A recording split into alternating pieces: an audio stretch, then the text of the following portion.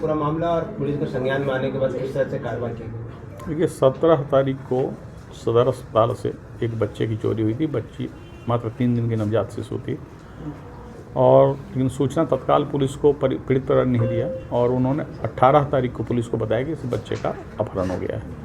तो delayed information मिलने से पुलिस का टास्क थोड़ा सा और टफ हो गया था, लेकिन पुलिस ने बड़े ही मेटिकुलस इन्वेस्टिगेशन किया। हमारे लोअर बाजार थाना प्रभारी, खादगड़ा प्रभारी और पूरी टीम जो थी लोअर बाजार और खादगड़ा की, इन लोगों ने काफ़ी मेहनत किया। करीब 125 से ज़्यादा कैमरों का अवलोकन किया पुलिस ने और उसके बेसिस मतलब इस तरीके से मेंटली ऑब्सेस्ड थी कि उसने पहले ही अपने मोहल्ले में यह झूठी खबर फैलाई थी कि वो प्रेग्नेंट है, ताकि जब वो बच्चा चोरी करेगी तो कोई यह नहीं विश्वास करे कि भाई किसी चोरी का बच्चा है।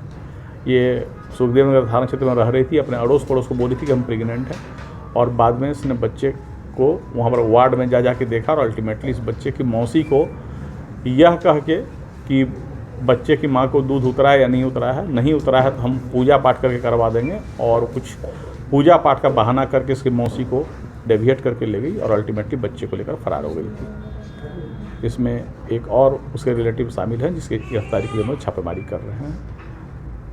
कहाँ लेके थे? सुखदेव नगर में ही था या फिर कहीं? नहीं, फिर ये जा रही थी बेड़ों से आगे नरकोपी के रास्ते में जा रही थी जब पुलिस ने इसे गिरफ्तार किया।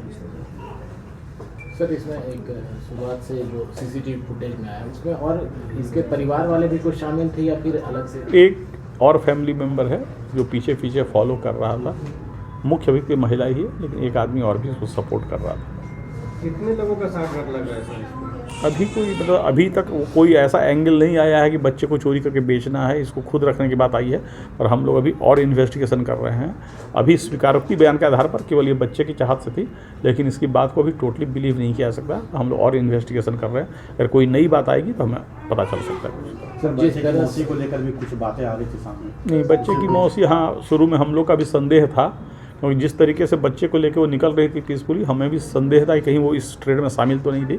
और अल्टीमेटली जो इन्वेस्टिगेशन सभी तक आया उसमें लग रहा है कि मौसी इनोसेंट थी और इसने यह कह के कि बच्चे की माँ को दूध नहीं उतरा है, हम उसका उपाय कर देंगे, और उसको पूजा पाठ के बहाने आँख में पट्टी बांध के तरीके से उसे दिग्भ्रमित करके इसने ये काम किया इस अभियुक्त ने।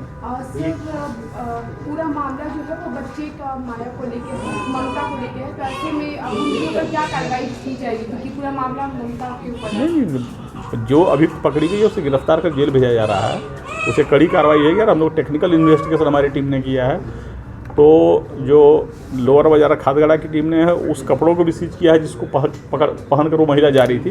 उस फुटेज को भी हम लोग कोर्ट के सामने रखेंगे ताकि इस महिला को कन्विक्शन हो। पट्टी बांधने वाला क्या है? पट्टी या फिर मतलब इसका यह कहना था कि आंख में पट्टी बांध के तुम आगे आगे चलो, बच्चे को गोद में हम लिए हुए तुम पीछे पीछे चलो, और पूजा पाठ में तुम थोड़ा व्यवधान नहीं करना, नहीं तो फिर गड़बड़ा जाएगा मैटर। तो उसकी मौसी आउट ऑफ इनोसेंस इसकी बात को लगातार मानती चली जा रही थी। ठीक है। ये कितने दिनों से सदर हॉस्पिटल का चक्कर लगा रही थी बच्चे को ट्रेस? इन्वेस्टिगेशन की सारी बात अभी शेयर करना उचित नहीं, क्योंकि इन्वेस्टिगेशन में और नई बातें आ सकती है, तो ज़्यादा डिटेल बताना उचित नहीं है। सर, लगातार रांची में जितने भी अब तक जो केसेस आए हैं बच्चे चोरी के, उसमें एक बेहतर सफलताएं मिली है रांची पुलिस को इन्वेस्टिगेशन में।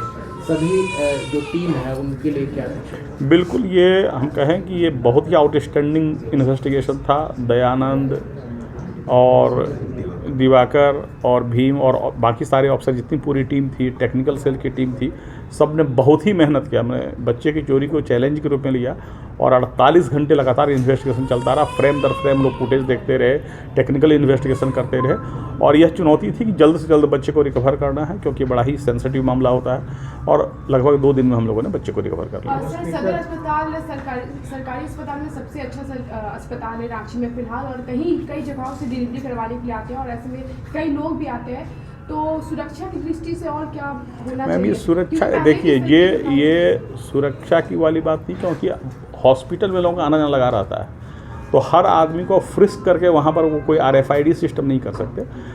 कहीं कहीं बच्चे के माँ बाप थोड़े या तो नेग्लिजेंट होते हैं या बिल्कुल भोले होते हैं, जहाँ पर ये लोग ट्राई करते हैं। ये सिक्योरिटी का इशू नहीं है, ये आदमी को भरमा कर, वो तो साथ में उसकी मौसी जा रही है, तो कोई भी सिक्योरिटी मैन मौसी को बच्चा लाने से नहीं रोक सकता है, तो ये सिक्योरिटी का इशू नहीं है।